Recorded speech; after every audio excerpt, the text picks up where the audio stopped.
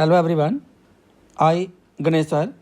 In this video, solve question number 10, exercise 7.2, chapter 7, coordinate geometry, class 10th mathematics. The question is, find the area of a rhombus if the vertices are 3, 0, 4, 5, -1, 4 and -2, -1 taken in order. हमें 4 points given हैं और ये जो 4 points हैं ये rhombus के vertices हैं। तो हमें क्या फाइंड करना है? Area of rhombus. और जो पॉइंट्स हैं टेकन इन ऑर्डर हैं। टेकन इन ऑर्डर का मीनिंग कि A B C D rhombus हैं तो ए के साथ बी फिर सी फिर डी लेना है हमें। एरिया ऑफ रोम्बस फाइंड करना हमें। तो एरिया ऑफ रोम्बस फाइंड करने के लिए हमें जो फार्मूला यूज़ करना है एरिया ऑफ रोम्बस का, सिंपल फार्मूला यूज़ करेंगे हम, half of product of diagonals. Half of product of diagonals means 1/2 multiplied by product of diagonals. तो सबसे पहले हम इसके जो फिगर बनाते हैं और सॉल्यूशन स्टार्ट करते हैं।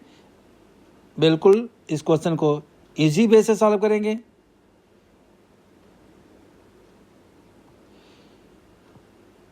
हमारे पास ये एक रोम्बस है और जो गिवन पॉइंट्स हैं उसको हम ए ले लेते हैं 3, 0, बी जो है वो 4, 5 और सी जो है वो -1, 4 और डी जो है वो -2 और -1। ये जो गिवन पॉइंट्स हैं ये वर्टिसेस हैं किसके? रोम्बस के। तो late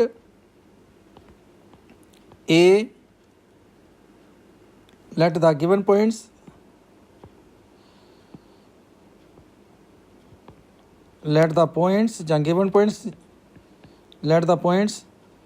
A 3, 0, B 4, 5, C -4, 4 -1, 4, C जो है -1, 4 and D -2, -1 are the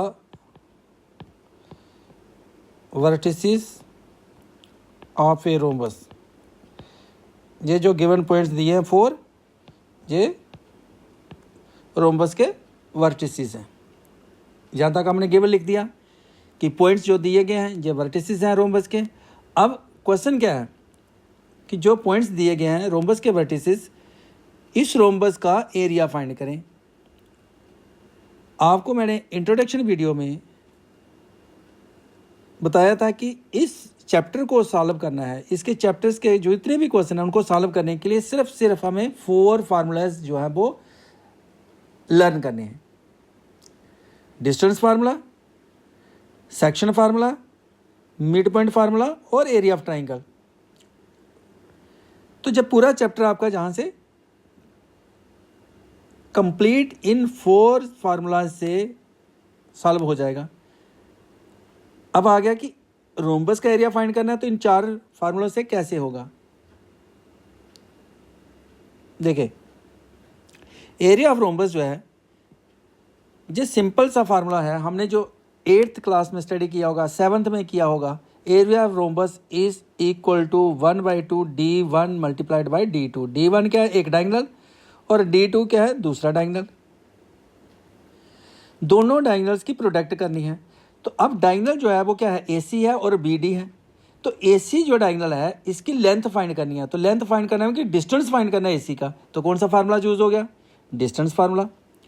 BD का डिस्टेंस फाइंड करना है तो कौन सा फार्मूला यूज हो गया? Distance formula. तो जब AC फाइंड कर लेंगे हम डिस्टेंस फार्मूला से, BD को फाइंड कर लेंगे हम डिस्टेंस फार्मूला से, तो सिंपल हमें क्या करना है? एरिया ऑफ रोम्बस के लिए 1/2 मल्टीप्लाई डायगोनल 1 और डायगोनल 2। तो क्वेश्चन आपका कंप्लीट। तो करते हैं इसको सॉल्व। पहले हम AC का डिस्टेंस फाइंड करते हैं। y डिस्टेंस फार्मूला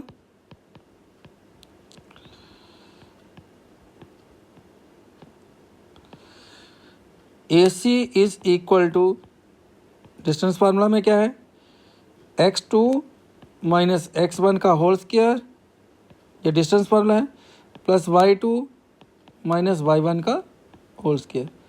अब ए सी के लिए x1 क्या है, ये x1 y1 है, और ये x2 और y2 हो गया।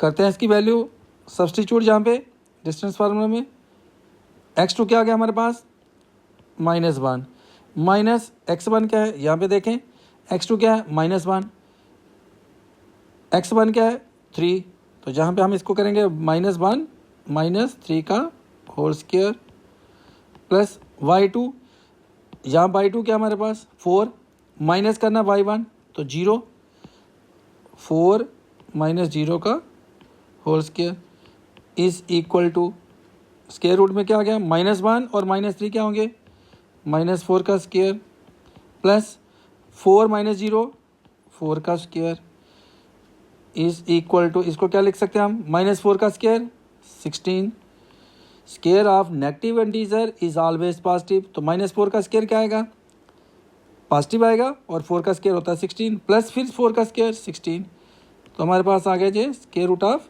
32, और स्क्वायर ऑफ 32 को हम क्या लिख सकते हैं, अगर स्क्वायर रूट से इसको फैक्टर्स बनाएंगे तो 2 इंटू 2 इंटू 2 इंटू 2 करेंगे, फिर इंटू 2 करेंगे, जहाँ हम ऐसा कर सकते हैं 16 मल्टीप्लाइड बाई 2, और 16 का स्क्वायर रूट जो है वो आ जाएगा हमारे पास 4√2 आ जाएगा, क्योंकि 16 का तो स्क्वायर रूट जो है वो फाइंड हो जाएगा, यह 16 परफेक्ट स्क्वायर है, इसलिए इसका क्या होगा 4, और जो रूट रहेगा वो 2 का रहेगा।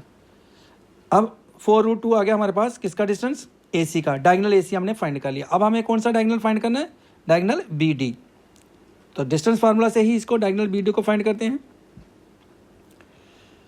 देयरफॉर BD जो है उसको फाइंड करना है डिस्टेंस फार्मूला से, तो क्या आएगा, x2 फार्मूला डिस्टेंस फार्मूला ही लग रहा है, प्लस y2 माइनस y1 का होल स्क्वायर।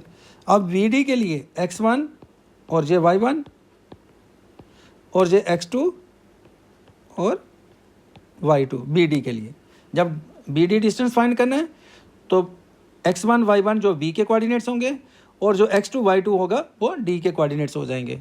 तो करते हैं इसमें वैल्यू पुट, x2 क्या है हमारे पास -2, और x1 क्या है -4, तो आ गया हमारे पास -2 -4 का होल स्क्वायर, प्लस y2 क्या हमारे पास -1, माइनस y1 क्या है 5, इसका भी whole square is equal to, -2 और -4 क्या हो गए, -6 का स्क्वायर, क्योंकि -2 -4 होंगे -6 और स्क्वायर चल रहा है, प्लस -1 और -5 -6, इसका भी स्क्वायर, -6 का स्क्वायर करें तो पॉजिटिव आएगा 36 आ गया, प्लस फिर -6 का स्क्वायर करें तो ये भी पॉजिटिव होगा 36, इसको हम करेंगे 36 प्लस 36 तो आएगा 72 जो रूट के अंदर।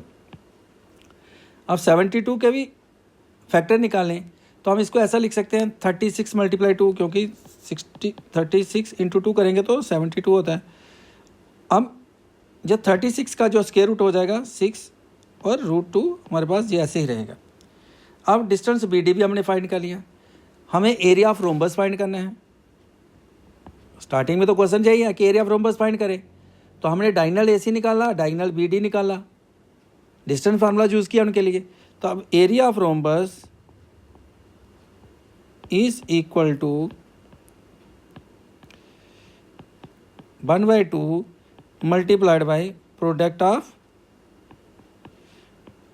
2 डायगोनल्स, जो 2 डायगोनल्स हैं, ये इसका एरिया ऑफ रोम्बस का फार्मूला है। तो 1/2 प्रोडक्ट ऑफ डायगोनल्स क्या होगा, AC इंटू BD, जो डायगोनल हमारे पास AC और BD है।